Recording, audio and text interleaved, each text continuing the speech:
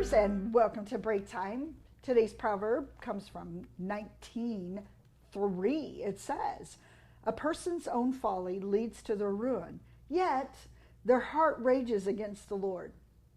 A person's own foolishness comes to their ruin, and yet they blame the Lord. Have you ever done that? Have you ever been a foolish person, made some huge mistakes, sin, and yet get angry at God for the outcome or for the consequences? And this is often, I see this over and over and over and over again. People sin and then they blame the Lord because of the consequence of their actions.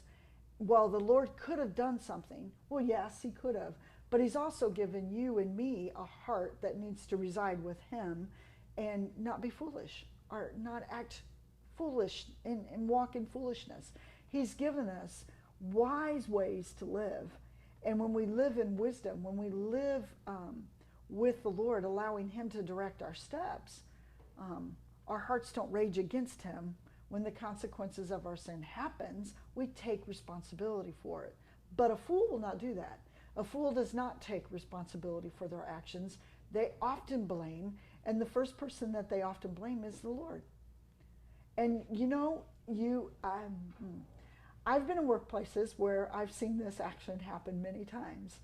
People will act in a foolish way, and they sit back on almost in a pedestal and blame God for the actions of our world, and especially the consequences of themselves.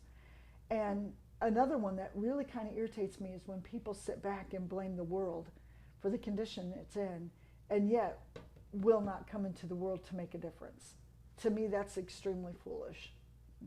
It's so easy to blame God for he gets a lot of blame, and you know what? He's great enough to handle it, but he gets the blame for a lot of consequences in the world that we live in. Be cautious. Be cautious of your heart. Allow it to be a place where you accept responsibility for your own actions. And when you're acting foolish, take responsibility for it. That's the first step that you can take today. If you have found yourself blaming God, look at your life. Or is there any area that you are blaming the Lord for? And take a step back and ask yourself, is this a consequence of my own action? And be cautious of those around you. You will have this happen to you all the time. But remember, our role is to walk beside people where they are. So if they're acting in this sort of manner, be cautious that you don't throw more blame back on God. Be cautious that you are still loving them instead of judging them for where they are. Judging won't get anybody any place. Have a blessed day as you do a heart research today.